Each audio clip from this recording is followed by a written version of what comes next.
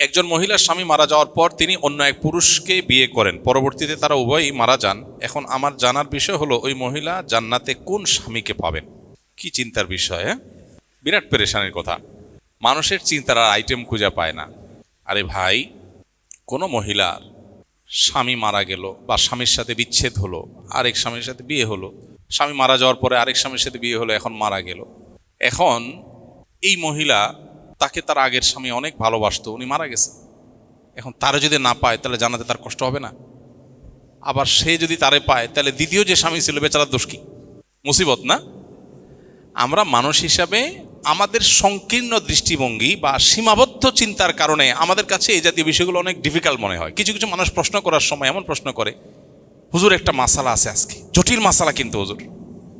উনি খুব আদা জল খেয়ে একদম প্রস্তুতি নিয়ে আসছে, উনি আজকে জটিল মাসালা নিয়ে আসছে। ওটা শোনার পরে দেখা যাচ্ছে আমার পাশে থাকা ছাত্রই হেসে দিছে যে এই মাসালার জন্য ওনার কাছে যাওয়া লাগে নাকি, এটা তো আমিই পারি। কিন্তু যিনি আসছেন তিনি মনে করতেছেন এটা কি মহা জটিল। তো বান্দা মনে করতেছে আল্লাহ এখানে কি করবে, নাউজুবিল্লাহ, আল্লাহ তো এখানে সিদ্ধান্ত দিবে কিভাবে, একজনকে দিলে আরেকজন নাখোশ হয়ে যাবে। আল্লাহর চিন্তা আপনার না করলেও চলবে। আল্লাহ রাব্বুল আলামিন কতভাবে সমাধান করতে পারেন সেটা আল্লাহ তাআলা ভালো জানেন।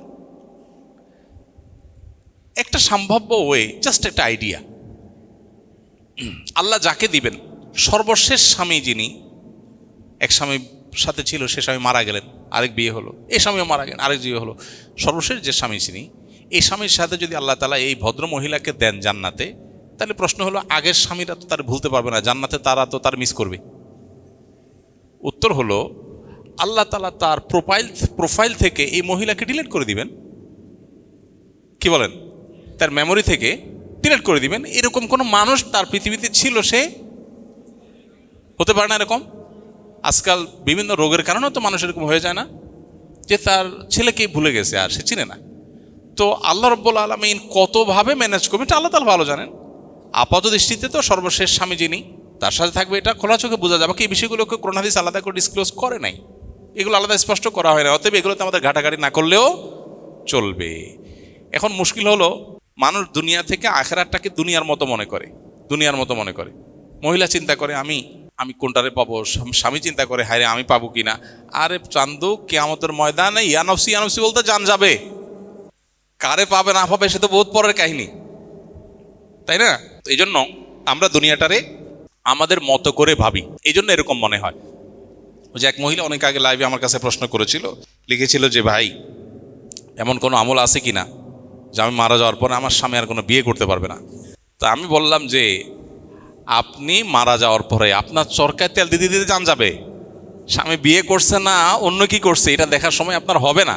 এটা দুনিয়াতে এখন ফুর্তিতে আছেন তো এই জন্য এসব মনে হচ্ছে, মরার পরে আপনার সেই ফিলিংস থাকার কথা না, ইয়ানফসি করতে জান যাবে। তো যাই হোক, এটা আল্লাহ তাআলা ভালো জানেন এবং আল্লাহর জন্য এগুলোর সমাধান কোনো জটিল বিষয় না, আমাদের কাছে অনেক জটিল মনে হতে পারে।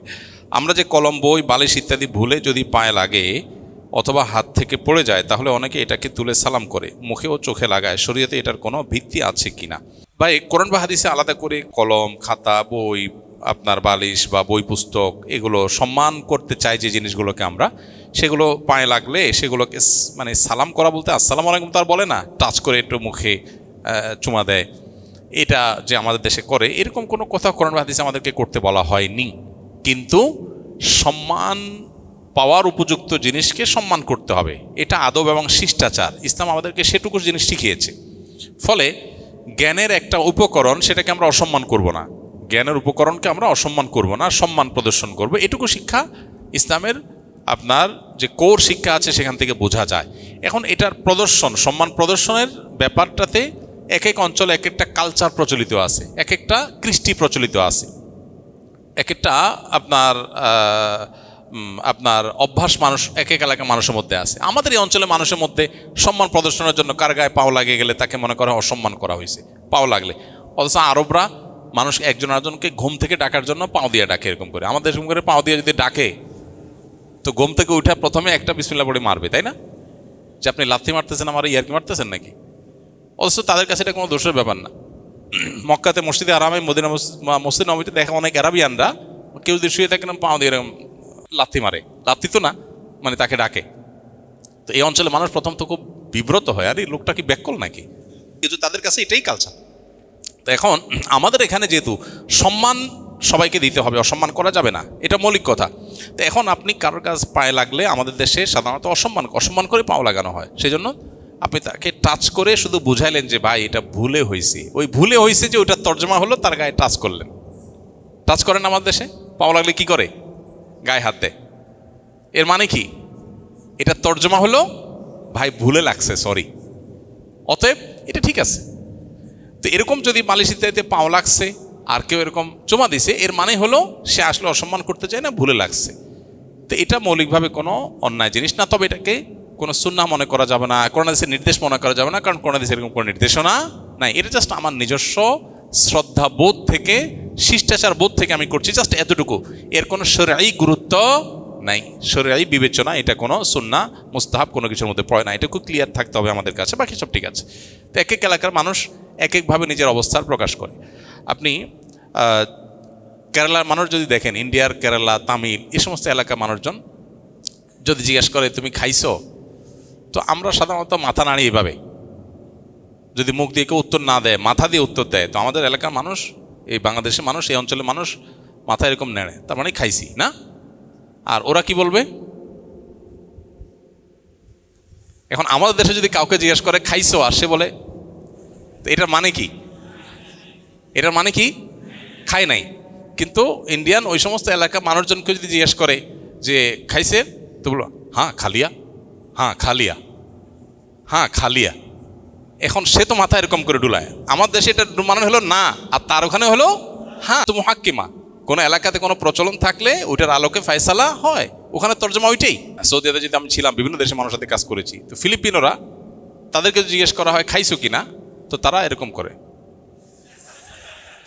মানে চোখের উপর দিকে তোলে, এটা মানে ইয়েস।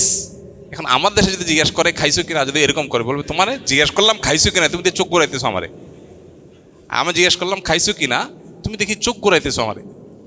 কিন্তু তাদের ওইটা কালচার, এরকম করে তারা। এখন যে না বুঝবে তার কাছে মনে হবে ব্যাপার কি, লোকটা কি অভদ্র নাকি।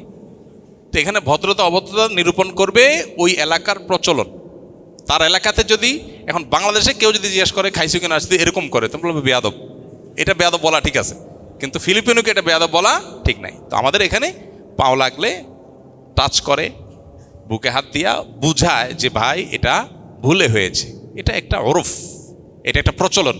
অতএব এই প্রচলন এটা শরিয়ার কোনো নির্দেশনা না, সম্মান প্রদর্শনের জায়গা থেকে, শিষ্টাচারের বোধের জায়গা থেকে গ্রহণযোগ্য, জাস্ট এতটুকু। এটাকে সুন্নাহ মুস্তাহাব বা কোরআন হাদিসের বর্ণনা মনে করা যাবে না। আমরা যারা সরকারি ব্যাংকে চাকরি করি, তাদের চাকরি যদি হারাম হয়ে থাকে, তবে সরকারের অন্যান্য বিভাগে যারা চাকরি করেন তারাও তো পরোক্ষভাবে ব্যাংকের ও রাজস্বের সমন্বিত তহবিল থেকেই বেতন তোলেন, তাহলে তাদের চাকরি কিভাবে হালাল হয়? ভাই, দুইটার মধ্যে পার্থক্য আছে। একটা হলো আপনি সুদের সহযোগী। নবী করিম সাল্লাল্লাহু আলাইহি ওয়াসাল্লাম বলেছেন, লাআনাল্লাহু আকিলার রিবা ওয়া মুকিলাহু ওয়া কাতিবাহু ওয়া শাহিদাইহি। সুদ গ্রহীতা, সুদ দাতা, সুদের লেখক, সুদের সাক্ষী, সবার প্রতি আল্লাহর লানত বর্ষিত হয়। আপনি সুদী ব্যাংকে লেখালেখি করছেন, হিসাব করছেন, সুদের সাথে কোনো না কোনোভাবে আপনার সম্পর্ক সরাসরি প্রত্যক্ষভাবে জড়িয়ে যাচ্ছে। আর আরেকজন এমন কোনো কাজ করছেন, কাজটা হালাল ইটসেলফ, কাজটা কোনো হারাম না, তার বেতন বিভিন্ন সোর্স থেকে আসছে, সেখানে হালাল হারাম মিশ্র থাকতে পারে। এ দুইটা এক জিনিস না, দুইটা দুই জিনিস। সরাসরি আপনি কোনো হারামের সহযোগিতা করলে সেটা অবশ্যই হারাম।